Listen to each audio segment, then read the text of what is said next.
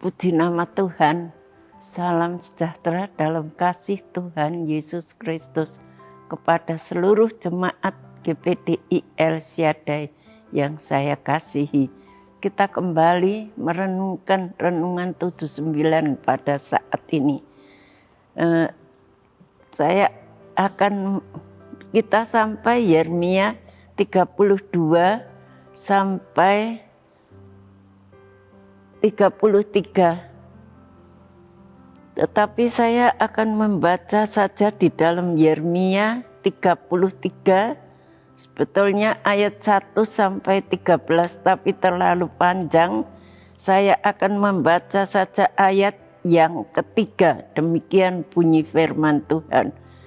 Berserulah kepadaku, maka aku akan menjawab engkau dan akan memberitahukan kepadamu hal-hal yang besar dan yang tidak terpahami, yaitu hal-hal yang tidak kau ketahui.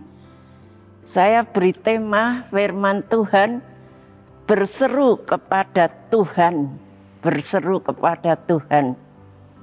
Kita tahu berseru kepada Tuhan adalah hal yang kita lakukan apabila kita sedang dihadapkan pada masalah yang berat dan jalan buntu. Ketika doa-doa kita secara lahiriah tidak kunjung dijawab, dan ketika daya upaya kita sudah tidak memungkinkan, maka pada saat itu kita berseru. Kita hanya bisa berseru kepada Tuhan dan berteriak untuk memanggil nama Tuhan. Dia akan menjawab doa kita. Bahkan lebih dari itu dikatakan di dalam firman Tuhan tadi, Tuhan mengatakan lebih dari itu,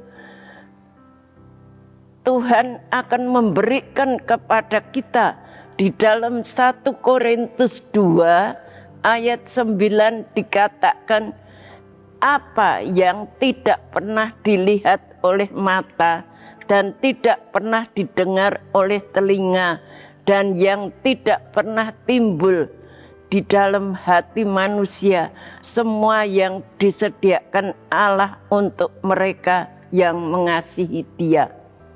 Jadi apapun yang tidak pernah kita pikirkan, Tuhan itu sediakan buat kita kalau kita berseru memanggil nama Tuhan di saat-saat kita berada di dalam keadaan yang terjepit dan yang sudah tidak berdaya.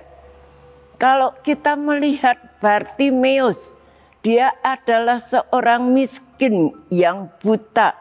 Pada waktu dia mendengar Yesus lewat di tempatnya, maka Bartimeus itu berteriak-teriak memanggil nama Yesus. Di dalam Markus 10 ayat 47 dikatakan demikian, ketika didengar bahwa itu adalah Yesus orang Nazaret, mulailah ia berseru, Yesus anak Daud, kasihanilah hamba. Bartimeus ketika mendengar Yesus lewat, mulai berseru, anak Daud, kasihanilah aku. Meskipun ditegur oleh orang banyak, di dalam ayat-ayat selanjutnya dikatakan bahwa orang banyak yang mendengar itu menyuruh Bartimeus diam. Tetapi Bartimeus tidak diam, semakin keras dia berseru memanggil nama Tuhan. Di dalam ayat 48, banyak orang menegurnya supaya ia diam, namun semakin keras ia berseru, anak Daud, kasihanilah aku. Karena Bartimeus ini tidak berhenti memohon kepada Tuhan. Waktu itu Tuhan mendengar dan Tuhan datang untuk menolong Bartimeus.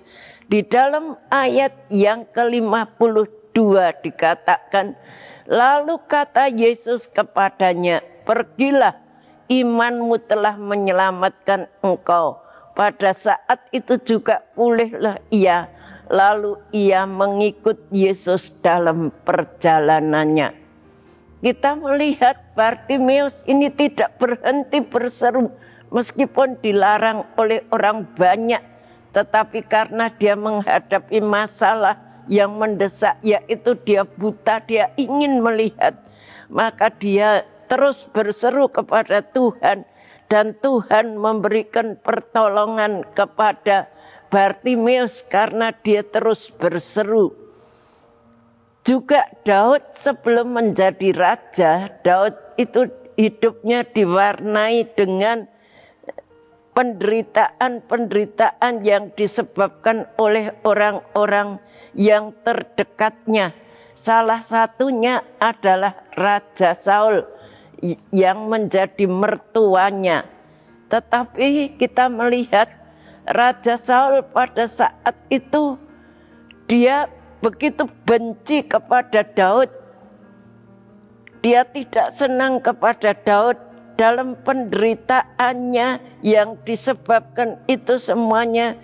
Bagi Daud itu Saul bukan sekedar mertua, tetapi dia juga seorang raja, seorang pemimpin, panutan yang seharusnya mengayomi dia, tetapi justru Saul berbuat yang sebaliknya, yaitu ingin melenyapkan Daud. Di saat-saat yang demikian, di dalam keadaan terjepit, Daud pun berseru kepada Tuhan.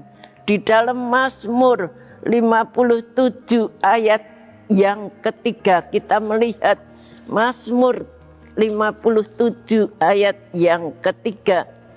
Aku berseru kepada Allah yang maha tinggi, kepada Allah yang menyelesaikannya bagiku.